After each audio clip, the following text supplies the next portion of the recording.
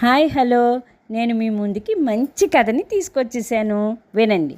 పూర్వము గోదావరి నది తీరాన మహారణ్యంలో పెద్ద సరస్సు ఒకటి ఉంది. ఆ సరస్సు దగ్గరే ఒక చెట్టు ఉంది. ఆ చెట్టు దగ్గర కొమ్మన ఒక గండు చీమ నివసిస్తూ ఉండేది. అది ఒకసారి పెనుగాలికి తట్టుకోలేక కొమ్మపై నుండి సరస్సులోకి జారి పడిపోయింది.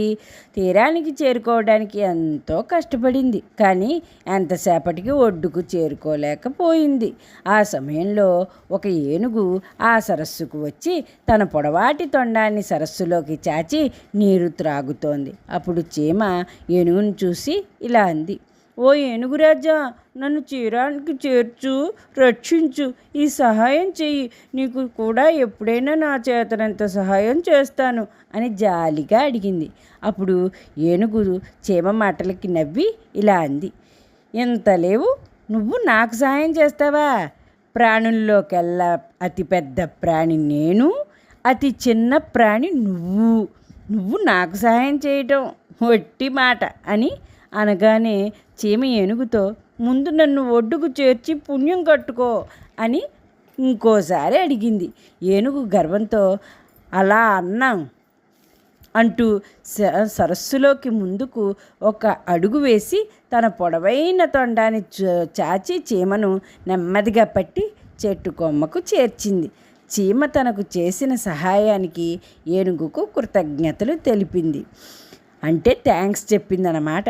ఇక ఏనుగు అడవిలో తన దారిని తాను వెళ్ళిపోయింది. ఒక రోజున కొందరు వేటగాళ్ళు విల్లు బాణాలతోటి ఏనుగు దంతాల కోసం ఏనుగుల వెంట పడ్డారు, కానీ ఒక్క ఏనుగు కూడా వారికి చిక్కలేదు. చివరికి చేసేది లేక వారు ఒక పన్నాగం పన్నారు. ఒరేయ్, మనం ఈ ఏనుగుని పట్టుకోవాలంటే ఈ వేళకి సాధ్యం కాదు. ఈ సరస్సులో విషం కలిపామంటే ఏనుగులు ఆ నీరు తాగి మరణిస్తాయి. అప్పుడు తేలిగ్గా మనం దంతాలు తీసుకోవచ్చు అని అనుకుని సరస్సులో విషం కలిపారు. బోయేవాడు విషం కలపడం చెట్టుపైనున్న చీమ చూసింది. కొంత సమయానికి చీమకు సహాయం చేసిన ఏనుగు బాగా దప్పికతో వచ్చి తొందరగా నీరు తాగబోతోంది. అప్పుడు చెట్టుపైనున్న చీమ ఏనుగును చూసి, ఓ ఏనుగురాజా, ఆగు, ఆ నీరు తాగకు. వేటగాళ్ళు ఆ నీటిలో విషం కలిపారు, జాగ్రత్తగా చూడు.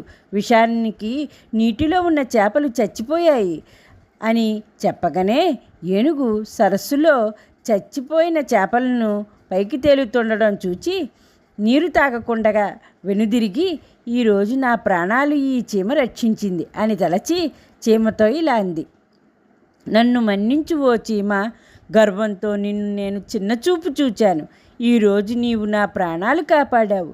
లేకుంటే దప్పికతో నేను ఈ నీటిని త్రాగి చనిపోయి ఉండేదాన్ని. నీకు చాలా కృతజ్ఞతలు చెప్పుకుంటున్నాను అని ఏనుగు చీమకు మెచ్చుకుంటూ కృతజ్ఞతలు తెలిపింది. గోదావరి నదికి నీరు తాగడానికి వెళ్ళిపోయింది. నీతి: చిన్న పెద్ద తేడా లేకుండా ఒకరికొకరు సహాయం చేసుకోవాలి. తెలిసిందా పిల్లలు? సరేనా? అయితే నేను ఇంకో కథతో మళ్ళీ కలుస్తాను. ఈ కథ కనుక నచ్చినట్లయితే లైక్ చేయండి, షేర్ చేయండి, కామెంట్ చేయండి, బెల్లను మ్రోగించండి. ఓకేనా? బాయ్.